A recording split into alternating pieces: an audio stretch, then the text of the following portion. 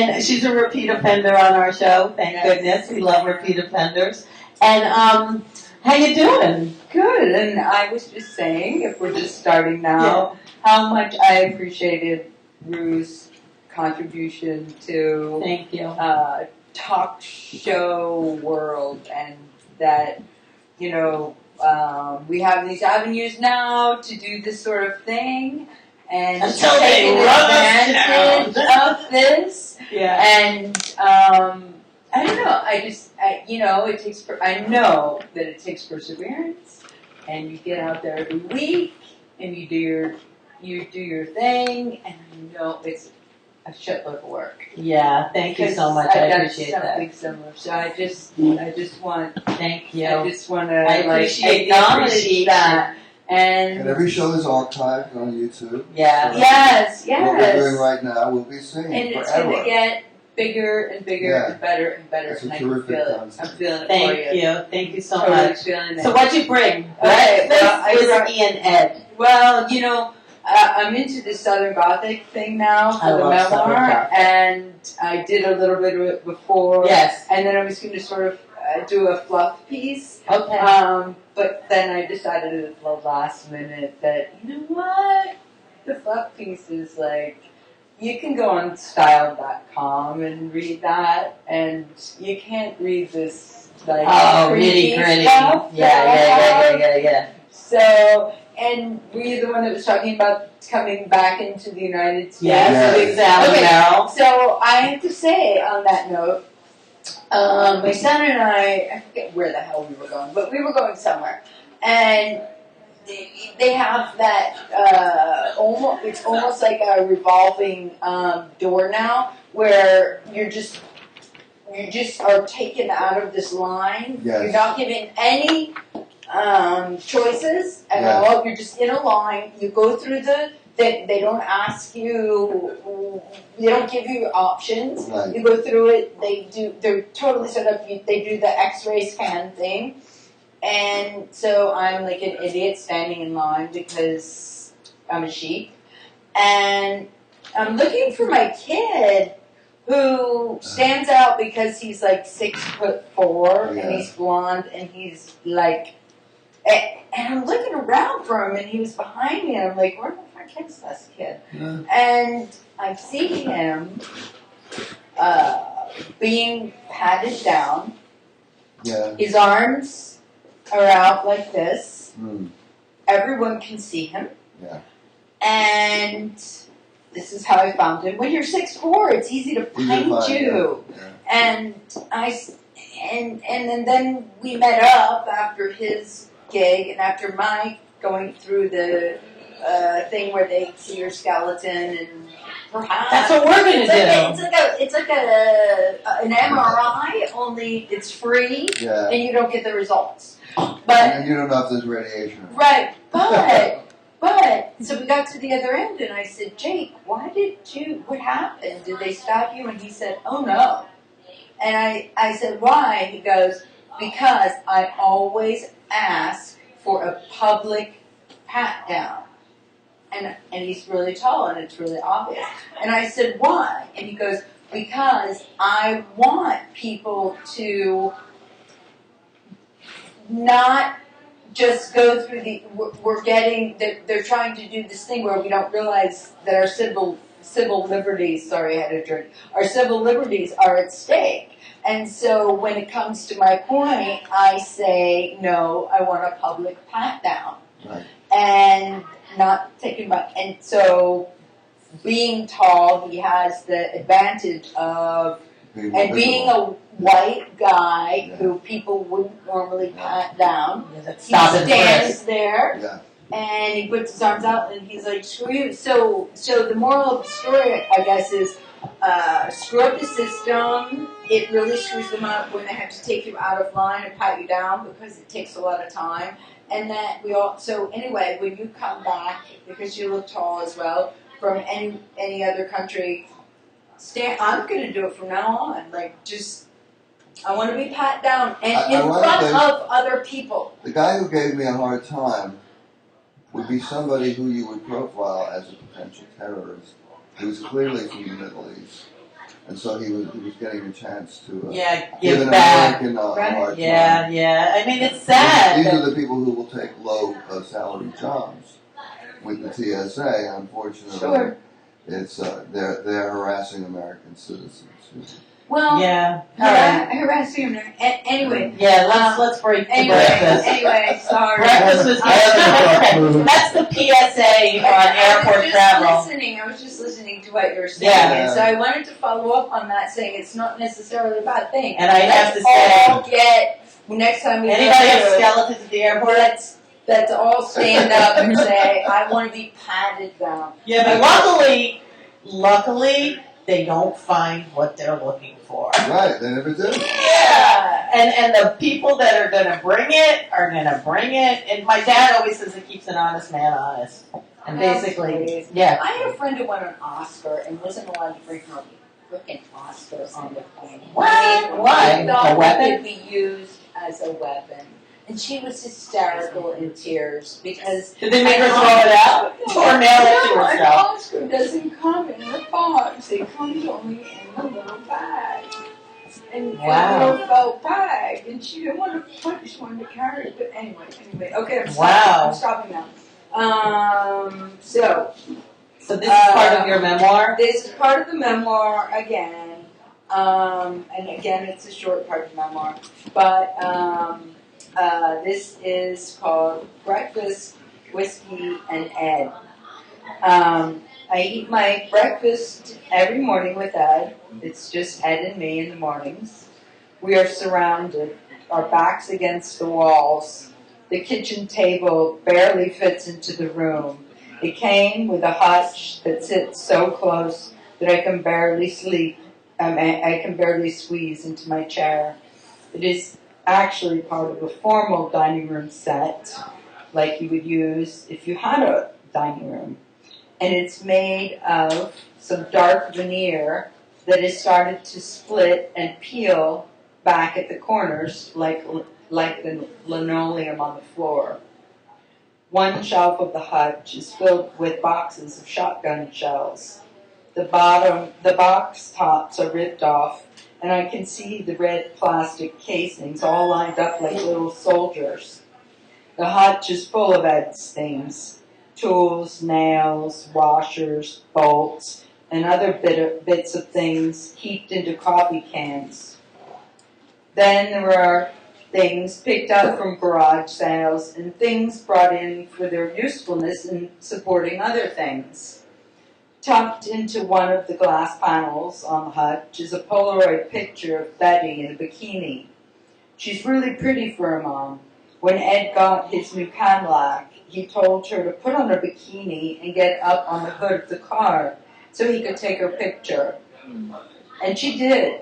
She got right up there and lay on her side with one hand on her hip and a big grin on her face, like the Cadillac was hers or something. She looked beautiful, though, and that's the Polaroid that's stuck in the glass pane of the hutch. I hunch over my cereal bowl, glancing up at Ed, at the wonder of him. Ed is happy this morning. He's got new teeth. He got the operation where they cut apart your gums and insert metal spikes into your jaw, so now he has permanent teeth. Now he can eat meat again. Well, just sausage for now, not steak yet. I can't believe he can chew already. I am amazed at his quick recovery. He is chewing and humming. That's what he does when he chews. He hums. Not like a song or anything, just one long hum that you can barely hear.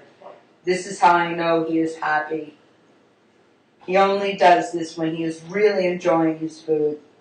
His stomach makes it hard to reach his things. His shot glass sits to the right of his plate. His flask sits just beyond his shot glass, and his ashtray sits beyond the flask next to the open pack of Parliaments. His own little solar system. This is how he sets his morning table. 2 shots of whiskey, eggs over hard, bacon or sausage, and biscuits with grits. He makes it every morning with great enthusiasm. Other than breakfast, I've never seen him lift a finger to keep house.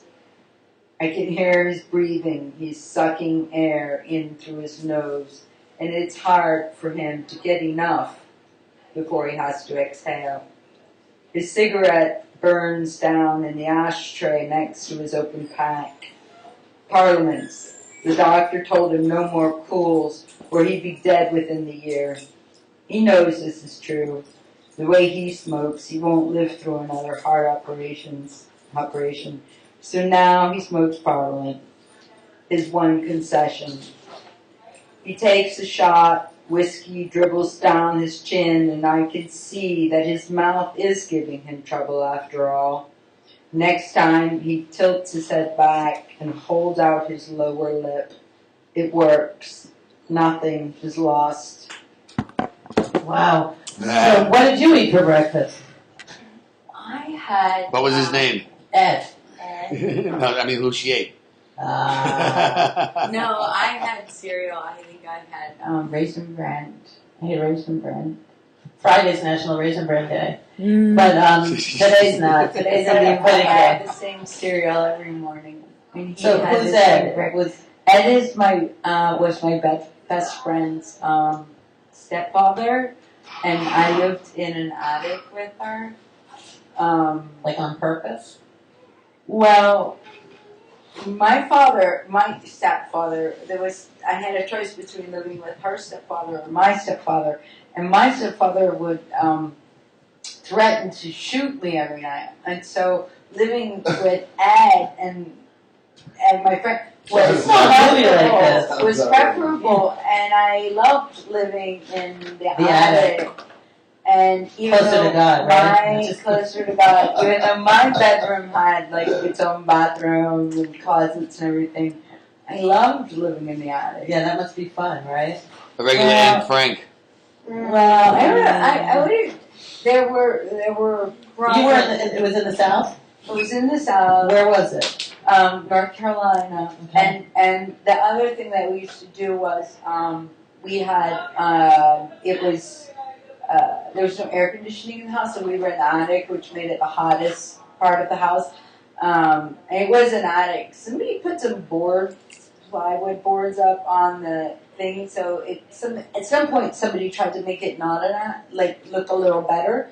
But what would happen was in the summer it got so hot up there that, and the first time I thought this was really gross, but we would go downstairs and we would take ice cubes and we would bring them upstairs and we would put the ice cubes on our mattresses. And then Did you know that they would melt? Well, we did. Oh, okay. But it was so cool. No. Yeah. And we did put our sheets on How top. old were you? I was like 15. Oh, okay. And so we put our sheets on top of the... Were they in plastic bags or something? No. It's just plain. And you would think that was really bad, but it doesn't really... it works. Like when you're really hot, Yeah. it works. North Carolina air conditioning. Yeah, I mean, our kitchen was actually on a Are you a in the hillbilly? mud room. Are you a hillbilly? In the mud room? Yeah, I'm a daughter of the American Revolution from a wealthy family hillbilly. So I chose that life. Okay. But we had a mud room in the back, and that's where the stove was and the refrigerator was. But you had to be careful because the stove I was keep gas. seeing like all these different movies like going in front And of then if The mud you room. turned on the stove and you tried to open the refrigerator back hit the stove.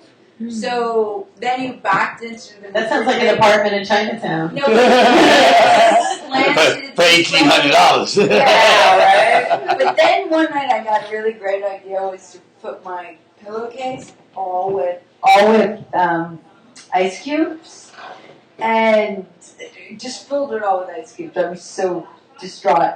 But that, I wouldn't recommend that. Give a cool head.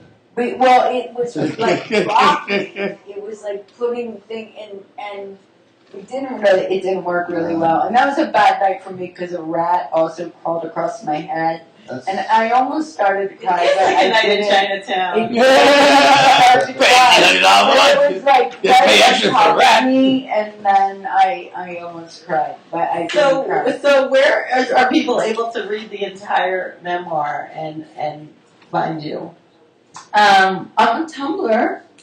Tumblr's the spot, The huh? last time That guy just I became like the didn't- zillionaire. No one, but no one goes to Tumblr? Tumblr, and I'm not very good at. I don't really understand how Tumblr works. You have to use the tags. I'm not. I don't understand. Yeah. I'm doing something wrong. It takes a while to figure it out. I'm not sure I'm going to take that while. Yeah, me too. But I do have things up there, and I'm under fleeing to Cuba, which is something that happened between my son and I. We were trying to get to Cuba. Did you ever make it? No, we didn't, and this was like the third time we tried to go. And There are ways to get there. I actually It's a got long in swim. touch with the No, I know tourism people that go. ministry. It's a long swim. Well, I Go on told him that I was a educational trip. refugee, and that if I couldn't get there by plane, that I was going to get in a tube. And That's not the way to go.